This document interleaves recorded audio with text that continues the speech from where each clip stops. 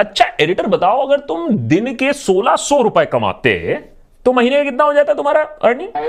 पूरे 48,000। अरे वाह, मैथ्स में तो बड़े अच्छे हैं। हाँ? लेकिन सोचो कि तुम्हारी डेली आमदनी है 1600 करोड़ रुपए, महीने के कितने हुए? ना ना ना ना, ना, ना, तो कोशिश ही मत कर, छोड़ दे, जीरो लगाते लगाते जिंदगी खत्म हो जाएगी। लेकिन गौतम अदानी के साथ तो भाई ऐसा ही हो रहा है। 1600 करोड़ रुपए से भी ज्यादा आमदनी है उनकी पर डे। गौतम अदानी ने अपना जो वेल्थ है, अपनी जो आमदनी है, अपनी जो संपत्ति है, पिछले एक साल में डबल कर ली। और अमेजॉन के जेफ बेजोस, अमेजॉन के जो फाउंडर है Jeff Bezos, second richest man वो बन गए, उनको बीट करते हुए। चलिए मान लेते हैं कुछ दिनों के लिए सेकंड रिचेस्ट बने, अभी थर्ड रिचेस्ट हैं, ज्यादा दुख नहीं लग रहा है अभी। लेकिन उससे भी ज्यादा जो बड़ी अचीवमेंट है, ब्लूमबर्ग बिलियनेयर्स इंडेक्स जो कहती है अदानी जो है फर्स्ट एशियन है पूरे एशिया से हिस्ट्री में जो ये top 3 richest in the world बने हैं। तो ये एक्चुअली तो बहुत बड़ी अचीवमेंट है। हाउएवर एक दूसरा जो स्टोरी है, जो एक जो डार्कर साइड है जिसके बारे में बहुत सारे लोग जो बात कर रहे हैं, जो ये जो स्टनिंग स्पेक्टेकुलर राइज हुआ है गौतम अदानी का, इसमें काफी ज्यादा कंट्रोवर्सी है और इसमें काफी ज्यादा झोल है। बहुत सारे मीडिया हाउसेस, बहुत सारे रिपोर्टर्स, बहुत सारे रिसर्चर्स उनको एक ओलिगार्क बुला रहे हैं, रशियन स्टाइल ओलिगार्क। सुब्रमण्यम स्वामी तो सीधा कटाश लेने वाले इंसान है, तो वो तो सीधा चढ़ गए पूरा खर्चा पानी लेकर कि नरेंद्र मोदी सरकार रशियन स्टाइल ओलिगार्क्स बना रही है इंडिया में, जिससे स्मॉल और मीडियम कंपनीज को काफी ज्यादा नुकसान हो रहा है, उनकी बर्बादी हो रही है और फिर ऐसी कंपनीज को बेचा जा रहा है सस्ते दामों पे इन्हीं ओलिगार्क्स को। और इसमें आरबीआई भी इन्वॉल्व है और Adani is the leader of this pack और यह देश के लिए काफी खतरनाक है। ये सुब्रमण्यम स्वामी क्या गुस्से में ये सारी चीजें बोल रहे हैं या इसमें एक्चुअली कुछ सच भी हो सकता है? क्या सच में अदानी एक ऐसे मैवरिक बिजनेसमैन है जिन्होंने दुनिया भर के बिजनेसमैन को बीट करके टॉप 3 इन द वर्ल्ड का रैंक हासिल किया है, या उनकी प्रोक्सिमिटी टू पॉलिटिकल पावर है उनके सक्सेस का राज? वही जानने की कोशिश करेंगे आज देशभक्त पर। नेता टाइप आधा काम मत करो, सब्सक्राइब के साथ साथ बेल आइकॉन भी दबाओ। ओलिगार्की से पहले बात करते हैं एंटरप्रेन्योरशिप की, क्योंकि एक बहुत यंग एज पे गौतम अदानी अहमदाबाद छोड़ते हैं और सिटी ऑफ ड्रीम्स मुंबई आ जाते हैं अपना सपना पूरा करने के लिए, एंटरप्रेन्योर बनने का। एक डायमंड सॉर्टर बनते हैं वो महिंद्रा ब्रदर्स पे और उसके कुछ ही टाइम बाद वो अपनी डायमंड ब्रोकरेज बिजनेस भी खोल देते हैं। इसमें कोई सीक्रेट नहीं है, इसमें कोई डिबेट नहीं है कि उनके धंधे ने इतना अच्छा किया कि वो मिलियनेयर बन गए थे by the time he was 20 years old. 20 साल की उम्र में मिलियनेयर। क्या कर रहे थे एडिटर तुम जब 20 साल के थे? अच्छा छोड़ो यार, मैं क्या कर रहा था इसमें तो एनीवे वो सीक्रेट ही रहने दो। फिर क्या हुआ कि उनके जो एल्डर ब्रदर हैं उन्होंने एक प्लास्टिक मैन्युफैक्चरिंग फैक्ट्री खरीद ली अहमदाबाद में और गौतम अदानी को कहा कि भैया मुझे हेल्प कर दो इसमें, क्योंकि ये कंपनी अभी लॉस पे चल रही है, फैक्ट्री लॉस पे चल रही है। अदानी वापस जाते हैं अहमदाबाद में अपने भाई की मदद करने के लिए, फैक्ट्री चलाने के लिए, और उसके कुछ ही दिन बाद वो कमोडिटी ट्रेडिंग करना शुरू कर देते हैं बाय इंपोर्टिंग पीवीसी। पीवीसी एक रॉ मटेरियल होता है used for manufacturing plastic. Gautam Adani ने एक बार कहा था दैट उनके जिंदगी में 2 टर्निंग पॉइंट्स आए थे। एक 1985 में पहला टर्निंग पॉइंट जब सरकार ने रिलैक्स कर दिया import norm under the open general scheme, OGL scheme कहा जाता था उस समय, काफी बड़ा एक मास्टर स्ट्रोक था। एंड यूजर्स के लिए काफी लिबरलाइज कर दिया गया था इसका इंपोर्ट। फिर आया उनके जिंदगी में और एंटरप्रेन्योरियल लाइफ में दूसरा टर्निंग पॉइंट, वो था 1995 में जब वो पोर्ट सेक्टर में उन्होंने अपनी एंट्री की। पूरी जो ग्रुप की ओवरऑल स्ट्रैटेजी थी कि भैया एसेट बिल्डिंग करना शुरू करना है, जो पैसे अर्न कर रहे हैं उसको एक एसेट में लगाओ जो अपने आप मोनेटाइज करेगी। 1993 में गवर्नमेंट ऑफ गुजरात ने प्राइवेट कंपनीज को इनवाइट किया कि आप मुंद्रा पोर्ट चलाइए। 1995 में अदानी ने वो कॉन्ट्रैक्ट जीता मुंद्रा पोर्ट चलाने के लिए। आज Adani is India's largest private multi port operator. और मुंद्रा ही नहीं, आज अदानी पोर्ट्स के पास 13 पोर्ट्स है including Hazira and Krishnapatnam ports. तो आप समझ सकते हैं कि कितना बड़ा ग्रुप ये बन गया अपने आप में। जो अदानी का फॉर्च्यून्स है, जो उनकी किस्मत है, वो हमेशा पॉलिसी के साथ मिली हुई है। सरकार कुछ नई चीज करना चाहती है, नई पॉलिसी करना चाहती है, उससे उसे बेनिफिट मिलता है। गौतम अदानी ने फिर पावर बिजनेस की सब्सिडरी बनाई अदानी ग्रुप की, अदानी पावर, 1996 में। आज वही company India largest private power producer है एंड सोलर पावर प्रोड्यूसर है। 1999 में अदानी विल्मार इनकॉर्पोरेट हुई with joint venture between Singapore Wilmar. Fortune brand शायद हम सबके घर में हो चुका है, India's largest edible oil brand वो बन गई। उसके बाद सिटी गैस डिस्ट्रीब्यूशन में कंपनी घुसी 2001 में। 2005 में it won India's first mine developer and operator या MDO कॉन्ट्रैक्ट। 2010 में अदानी ग्रुप ने अपना सबसे बड़ा पासा खेला, उन्होंने Carmichael coal mine in Australia को अक्वायर किया। ये माइन काफी एनवायरमेंटल ग्रुप्स के निशाने में रहा है, तो ये काफी कंट्रोवर्शियल पहले से ही था। मैसिव प्रोटेस्ट हुए, एनवायरमेंटल सवाल उठाए गए, फाइनेंशियल सवाल उठाए गए, लेकिन अदानी बैकडाउन नहीं किए और काम पूरा करके ये जो फर्स्ट एक्सपोर्ट हुआ है इस माइन से, ये 2021 में हुआ। तो यहां भी काम पूरा कर दिया डिस्पाइट ऑल दी ऑपोजिशन। तो कंट्रोवर्शियल बिट में आने से पहले ये तो क्लियर कर दे कि 2014 से पहले भी अदानी सक्सेसफुल बिजनेसमैन थे और इस पर भी कोई डिप्लोमेसी नहीं करते हैं कि हमारे देश में ऐसी प्रथा रही है। बहुत सारे ऐसे एग्जांपल्स हैं जहां स्टेट गवर्नमेंट के साथ मिलकर बहुत सारे बिजनेसमैन ने बिजनेस किया है। और लेट्स ऑल्सो एडमिट इट कि पॉलिटिक्स का नेचर ही ऐसा है, खासकर कि this part of the world, जहां आप पॉलिटिशियंस के खिलाफ जाकर बिजनेस नहीं कर सकते हो। फ्रेंडली रिलेशन होना अच्छा है, जिसको अदानी ग्रुप खुद कहती है कि उन्होंने जो सरकारी जो टेल विंड्स हैं, जो सरकार की पॉलिसीज हैं, उनको फॉलो किया है, उससे उन्हें बेनिफिट मिला है। 2014 के बाद ये जो टेलविंड्स हैं, ये जो बेनिफिट है, ये जो फ्रेंडली रिलेशंस हैं, इसके वजह से एक नई कंट्रोवर्सी एक अलग लेवल पर खड़ी हो गई है। उसके बारे में अब बात करेंगे देशभक्त पे। पर उससे बात करने से पहले आज के वीडियो के स्पॉन्सर कैमली को भी थैंक्स बोलना बहुत जरूरी है। देखिए, कैमली आपको दुनिया का रिचेस्ट तो नहीं बना देगा, लेकिन आपके लिए national and international career opportunities जरूर खोल देगा। देखिए, आज के इंडस्ट्री में, आप किसी भी इंडस्ट्री में चले जाइए, इंग्लिश एक लिंक लैंग्वेज है और उसको मास्टर करना आपके लिए बहुत जरूरी है। कैमली यही काम करता है, आपको नेटिव इंग्लिश स्पीकिंग ट्यूटर्स देता है, चाहे वो यूके में हो, यूएस में हो, कनाडा में हो, जिनके साथ आप वन ऑन वन क्लासेस कर सकते हो थ्रू द इंटरनेट। और खासकर कि जो लोग इंग्लिश लिखना जानते हैं, पढ़ना जानते हैं, लेकिन कॉन्फिडेंट नहीं है, फ्लुएंट नहीं है बोलने के लिए, उनके लिए calmly is very very ideal, क्योंकि इससे आपको गाइडेंस भी मिलती है और आपका कॉन्फिडेंस भी बढ़ता है। बहुत सारे लोगों के लिए IELTS में प्रॉब्लम होता है, जॉब इंटरव्यू में प्रॉब्लम होता है, उनके लिए calmly is very very important. और इसीलिए देशभक्त पर भी हम आपके लिए अलॉन्ग विद कैमली एक स्पेशल ऑफर लाए हैं, जिससे आप एक्सपीरियंस कर सकते हैं कैमली को before you actually buy it. नीचे मैंने कैमली का डाउनलोड लिंक दिया हुआ है, आप उसे डाउनलोड करिए और कूपन कोड देशभक्त इस्तेमाल करिए। क्या होगा, आपको 15 मिनट का एक one on one English speaking class मिलेगा, जहां आप एक्सपीरियंस कर सकते हो कि कैमली कैसे चलता है, कैसे बातचीत होती है, कैसे गाइडेंस मिलती है। यूजुअली ये 15 मिनट ऑफ ट्रायल क्लास आपको 99 रुपीज में मिलेगा, लेकिन आपने देशभक्त कूपन कोड इस्तेमाल किया है, इसीलिए it is only for 29 rupees. 29 rupees में आप ट्राई कर सकते हो कैमली को, and then you can go for the whole thing if you like it. Best of luck. अब आते हैं पोस्ट 2014 की स्टोरी में कि अब क्या हो रहा है, ये ओलिगार्क का टैग क्यों लग रहा है। देखिए, अगर हम एक दशक पीछे चले जाएं, 2012 की बात करें, तो अंबानी का वेल्थ अराउंड 18.7 बिलियन और अदानी के फॉर्च्यून्स में अगर आप बात करें तो वो 3.1 बिलियन डॉलर्स था। देख लीजिए कितना डिफरेंस है, 18.7 और 3.1 बिलियन। लेकिन अगर अभी के आंकड़े देखें तो Adani is 50 billion dollars wealthier than Ambani. 50 billion dollar का फर्क, उससे भी मैंने इतने फासले को क्रॉस किया और 50 बिलियन एक्स्ट्रा बना लिया। कैसे हो गया भाई? कहते हैं कि भाई देखिए, अदानी के उसमें जलवा है कि सरकार जो सोचती है वो अदानी कर डालती है। सरकार ने सोचा कि सोलार एनर्जी करेंगे, विंड एनर्जी करेंगे, तो 2017 में अदानी ग्रुप ने solar panel, PV panels manufacturing का काम शुरू किया और आज इंडिया की largest integrated solar cell and module manufacturer बन गई। 2020 में अदानीज ने बोला कि देखिए, पोर्ट्स तो हमारे पास है ही है, अब जब पोर्ट्स हैं तो एयर भी लगा देते, एयरपोर्ट्स भी हम ले लेते हैं। और धड़ाधड़ फिर उन्होंने एयरपोर्ट्स एक्वायर करना शुरू कर दिया और देश के सबसे बड़े अब प्राइवेट एयरपोर्ट ऑपरेटर बन रहे हैं। और लास्ट ईयर तो मुंबई इंटरनेशनल एयरपोर्ट और Navi Mumbai international airport GVK group से भी ले लिया।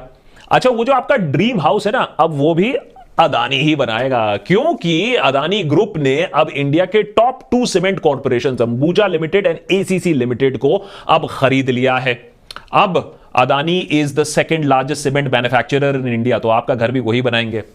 तो क्लियरली आपको दिखता है, और ये बहुत सारे लोग भी सवाल पूछते हैं कि क्या देश के सारे जो इंडस्ट्रियलिस्ट हैं उनको अदानी ही मिले हैं सब कुछ बेचने के लिए, और वो खड़े हैं कि भैया हमसे ना हो पाएगा, बस आप ही ले लो, अब आप ही चला लो, और अनलिमिटेड पैसा भी है।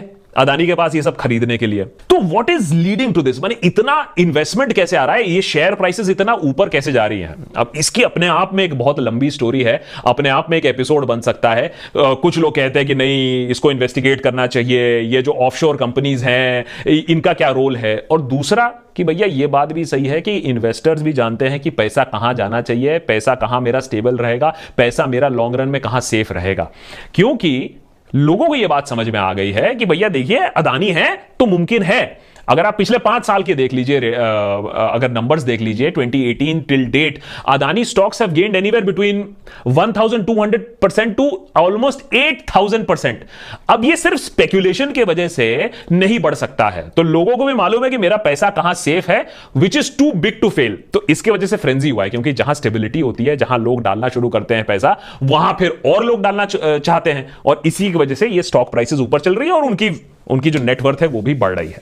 तो नेट नेट आप जो भी कर लीजिए, प्लस माइनस कर लीजिए, एक सक्सेसफुल एंटरप्रेन्योर तो अदानी थे, लेकिन 2014 में मोदी को सेंटर स्टेज आने के बाद, नेशनल पॉलिटिक्स में आने के बाद, Adani's wealth has also increased many folds.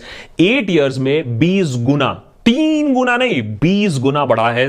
7.3 billion in 2014 to 140 billion now. ये बहुत रेयर होगा in the history of entrepreneurship, also in the history of businesses also. तो जहां जहां कोर सेक्टर्स हैं, सेंट्रल गवर्नमेंट जहां है, और सेंट्रल गवर्नमेंट चाहती है कि भैया ठीक है प्राइवेटाइजेशन हो, हमारा काम नहीं है सब कुछ चलाने का, वहां अदानी जैसे ग्रुप मेन बेनिफिशियरी है। और इसी के वजह से वो जो ओलिगार्क वाला जो टाइटल है वो आता है। बहुत सारे न्यूज़पेपर्स, बहुत सारे जर्नलिस्ट इस ओलिगार्क के टाइटल को इस्तेमाल करने लगे हैं। ये ऐसा क्यों है?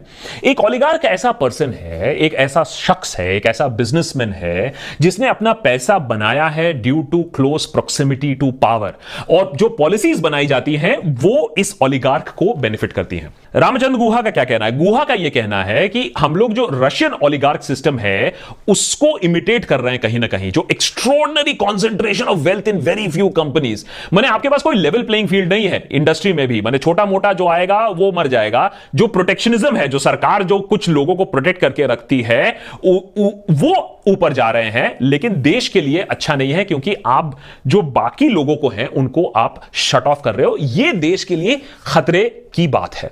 जो दिल्ली यूनियन ऑफ जर्नलिस्ट है उन्होंने भी इस शब्द का प्रयोग किया जब एनडीटीवी की खबर आई कि Adanis are going to take over NDTV और एक एक्विजिशन करने की कोशिश की है फोर्सिबली।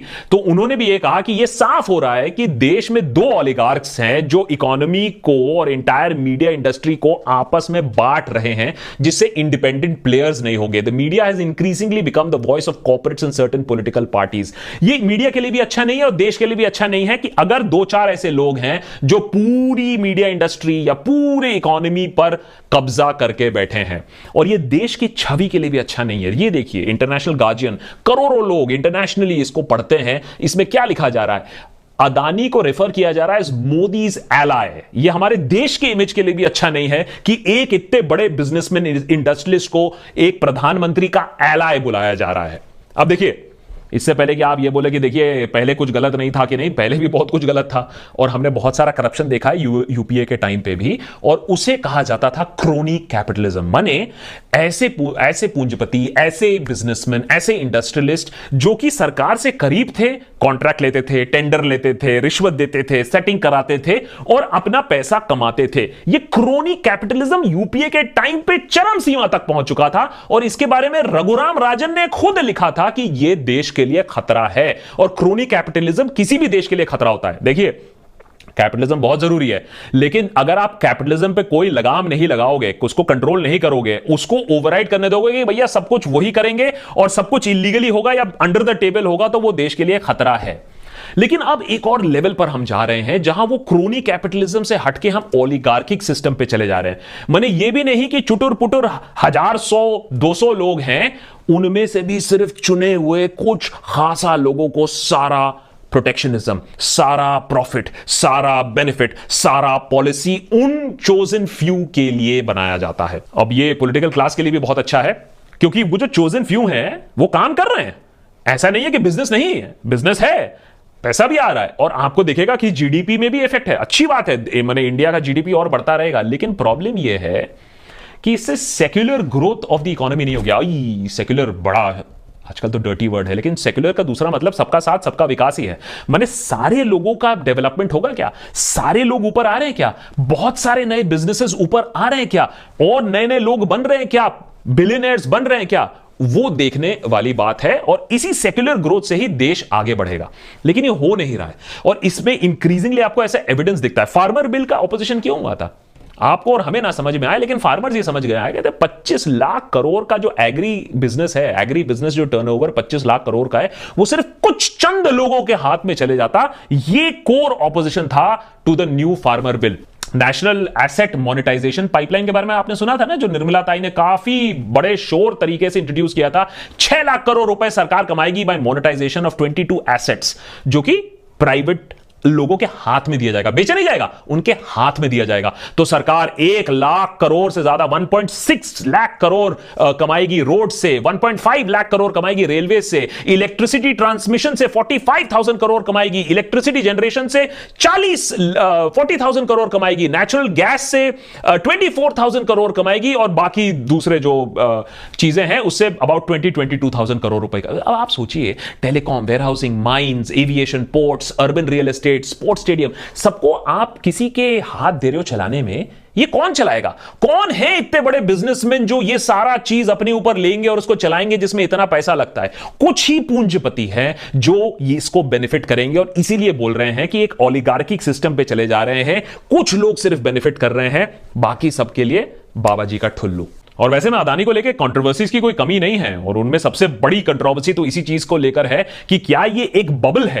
क्या अदानी ग्रुप इतनी रैपिडली एक्सपैंड कर रही है, इतनी कॉन्फिडेंट हो चुकी है कि उन्होंने जो अपने एसेट्स हैं उसको डीपली ओवर लीवरेज करके रखा है, इतना ऋण लेकर रखा है कि वो चुका नहीं पाएंगे जब टाइम आएगा, या इकोनॉमी में अगर थोड़ी सी प्रॉब्लम आएगी। जब ये इंटरनेशनल कुछ क्रेडिट एजेंसीज ने इस बात को पॉइंट आउट किया, तो अदानीज ने भी बहुत क्लियरली बोला है कि हमारे एसेट्स मोनेटाइजेबल एसेट्स हैं, ये इन दी एयर नहीं है, वर्चुअल नहीं है, तो वी आर वेरी कॉन्फिडेंट कि हम इसको चुका सकते हैं, हमारे जो डेट है इज अंडर कंट्रोल।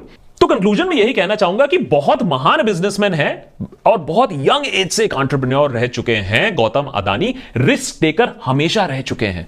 और यह भी मैं मानने को तैयार हूं कि देखो, सरकार के खिलाफ जाकर कोई बिजनेसमैन खास करके हमारे देश में तो सक्सेसफुल नहीं होगा। लेकिन मेरा यह भी मानना है कि जो अदानी कर रहा है वो गलत नहीं है, जो गौतम अदानी कर रहे हैं बिल्कुल सही चीज कर रहे हैं। भैया वो अपना अवसर ढूंढ रहे हैं और वो अपना बिजनेस एक्सपैंड कर रहे हैं। कोई भी बिजनेसमैन जिसको अवसर दोगे यही करेगा।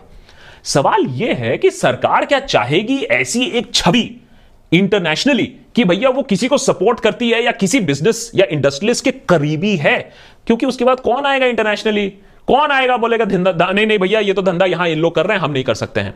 तो हमारे देश की छवि के लिए, हमारे देश के वृद्धि के लिए ये इमेज अच्छा नहीं है। और दूसरा, इमेज को छोड़कर सरकार को यह भी देखना होगा कि वो किसी एक ग्रुप को या 2-4 इंडस्ट्रियलिस्ट को सपोर्ट नहीं कर रही है। सरकार की छवि और सरकार की एक्शन इस तरफ होनी चाहिए कि हजारों अदानी हमारे देश में ऊपर आ रहे हैं, जो कि अभी हमें होता हुआ नहीं दिख रहा है। क्योंकि जो अभी बस्ट हुआ है, जहां तक यूनिकॉर्न की बात है, तो अभी आपको नए यूनिकॉर्न तो दिखेंगे नहीं। तो नए एंटरप्रेन्योरशिप को सरकार को इंकरेज करना होगा, तभी हम चाइना को डिफीट कर पाएंगे, जिसका पर कैपिटा अभी इनकम हमसे 5 गुना ज्यादा है। औसतन एक चाइनीज आदमी 5 गुना ज्यादा हमसे कमाता है। अभी हम बांग्लादेश से कंपैरिजन कर रहे हैं अपना, उससे ऊपर आने की कोशिश कर रहे हैं। तो क्लियरली एक चेंज की जरूरत है। अच्छे हैं बिजनेसमैन रखिए, बड़े बड़े उद्योगपति रखिए, कोई प्रॉब्लम नहीं है। लेकिन बाकी जो छोटे हैं, मीडियम है, उन्हें भी ऊपर आने की जरूरत है। उन्हें जगह दीजिए ऊपर आने के लिए। नेता टाइप आधा काम मत करो, सब्सक्राइब के साथ साथ बेल आइकॉन भी दबाओ।